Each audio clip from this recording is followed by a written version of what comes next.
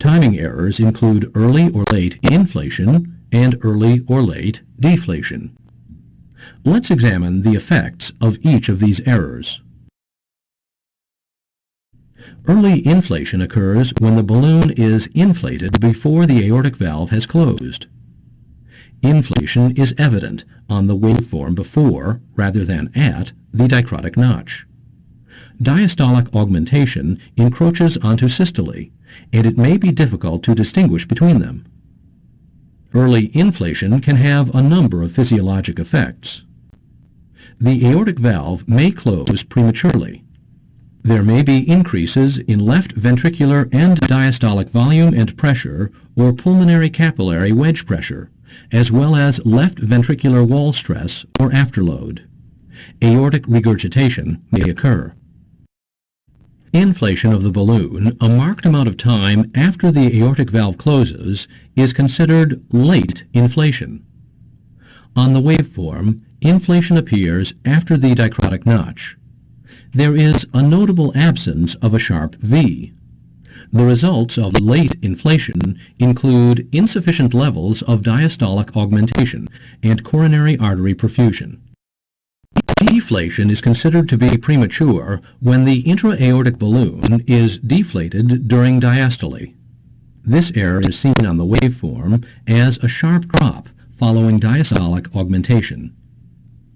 Assisted aortic end diastolic pressure may be equal to or less than the unassisted aortic end diastolic pressure, and assisted systolic pressure may rise.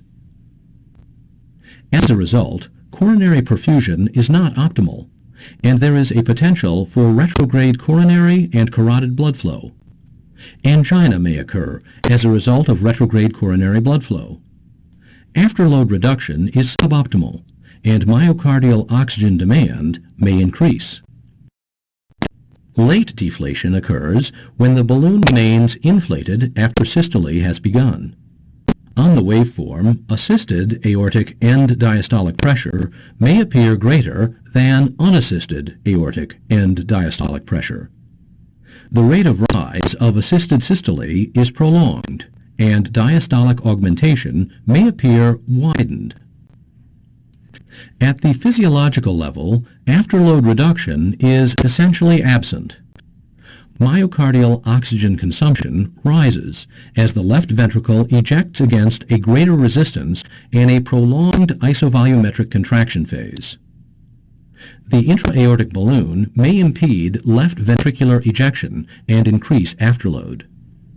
It is important to note that when a reliable trigger is maintained, the algorithms in the pump will recognize the onset of a new cardiac cycle and trigger deflation of the balloon if a new cardiac cycle begins before the balloon is timed to deflate.